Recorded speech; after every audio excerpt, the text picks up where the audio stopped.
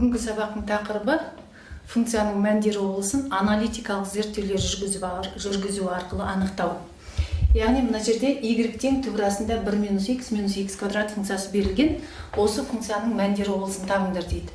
Ол үшін біз не істейміз? y-ті табу керек, мәндер облысын. Ол үшін берілген функцияның оң жақта тұрған өрнегін қандай да бір а санымен өрнектеп аламыз. Яғни түбірасында 1 минус x квадратты тең а деп белгілеп аламыз. Және ол квадрат түбірасындағы өрнекті а арқылы белгілегендіктен а санының теріс емес екендігін айтып кетуіміз керек. Енді осыдан екі жағын квадраттап жіберіп, теңдеуді шешеміз. Екі жағын квадраттап жіберсек, 1 минус x квадрат тең а квадрат болады. Бұл жерден x квадратты теңдіктің екінші жағына өткізу арқылы былай жазсақ болады: x квадрат плюс x минус 1 плюс а квадрат. Енді бұл жерде тең 0. Енді бұл жерде қараймыз. Минусты жақша сыртына шығарсақ, x квадрат плюс x, немесе орындарын ауыстырып жазайық, а квадрат минус 1 деп. Мынандай өрнек шықты. Яғни квадрат теңдеу x-ке қатысты. А квадрат минус 1-ді бос мүше ретінде қарастырамыз. X квадрат плюс x. Енді осыдан дискриминантын анықтап жіберейік.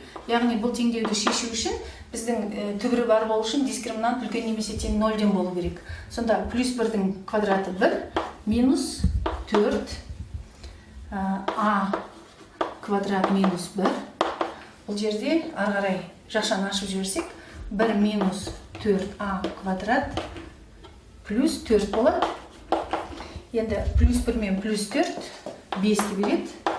Минус 4а квадрат дейміз.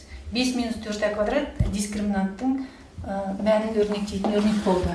Енді біз білеміз, квадрат теңдеудің түбірі болу үшін дискриминант теріс болмау керек. Яғни осы шартты қоямыз. 5 минус 4а квадрат үлкен немесе тең 0 болғанда квадрат теңдеудің түбірлері болады. Енді бұл теңдессіздікті шешу үшін біз минус 4а квадрат пен 5-тің орнына ауыстырып аламыз. Ол үшін минус 1-ге көбейтіп жіберейік.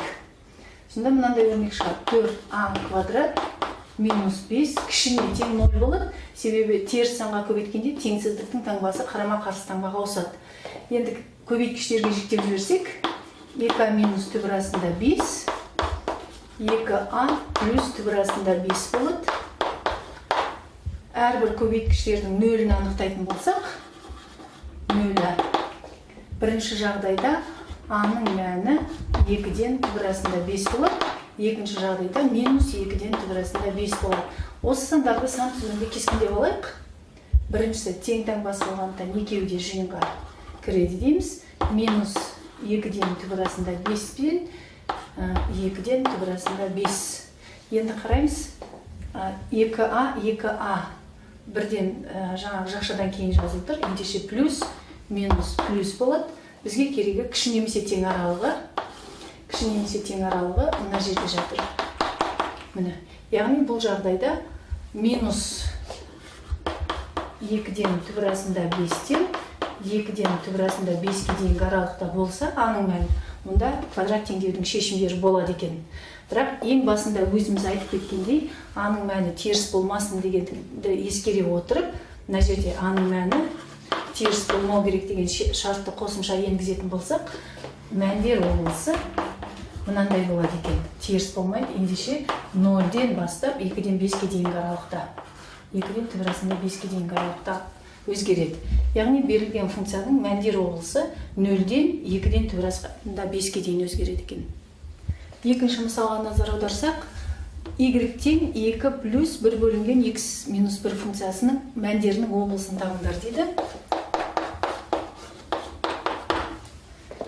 Тура алдыңғы үйренгеніміздей оң жақтағы өрнекті а деп белгілеп қоямын.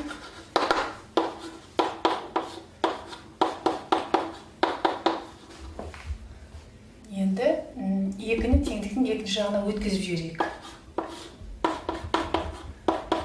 А-2 болады. Бұдан қарап отырсақ, 1 бөлінген x минус 1 тең а минус 2. x минус 1-ді табатын болсақ, x минус 1 тең болады 1 бөлінген a минус 2-ге. Кері бөлшегіне. Енді бұдан минус 1-ді плюс 1-мен өткізіп жіберейік теңдіктің екінші жағына. Плюс 1. Плюс 1 деп өтеді. Ортақ бөлімге келтіреміз. Сонда x тең a минус 2 алымында 1, мынаған a минус 2 толықтауыш болып келеді. Сонда плюс a минус 2 болады екен.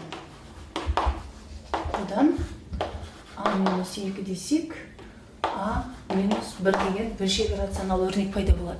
Енді осы бөлшек рационал өрнектің мағынасы болу үшін a-ның мәні 2-ге тең болмау керек.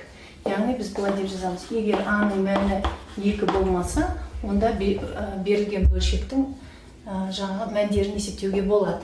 Демек, біз бағанағы берілген функцияда a деп белгілеп алдық қой. Сол a-ның мәні 2 болмау керек екен. A-ның мәні 2 болмайды десек, мәндер облысы 2-ден басқа кез келген сан. Яғни минус шексіздіктен 2-ге дейін, 2-ден плюс шексіздікке дейінгі аралық болады. Енді осыны басқаша былай да зерттеуге болады. Қарайтын болсақ, бөлшек ортақ бөлімге келтіргеннен кейін қарасақ та, осылай тұрған күйінде қарасақ та, бөлшектің алымында 1 тұр. Алымында 1 тұрақты сан. Санды бөлшектің бөлімінде 0-ден басқа тұрақты сан тұр. Яғни санды санға бөлсек, міндетті түрде 0-ден басқа қандайда бір сан шығады.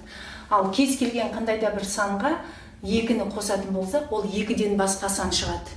Демек, бұл жерде егер 2-ні 0-ге қоссақ қана 2 шығу керек, ал біздің 1 бөлінген x минус 1-іміз ешқашанда 0 болмайтын болғандықтан 2-ге 0 ешқашан қосылмайды.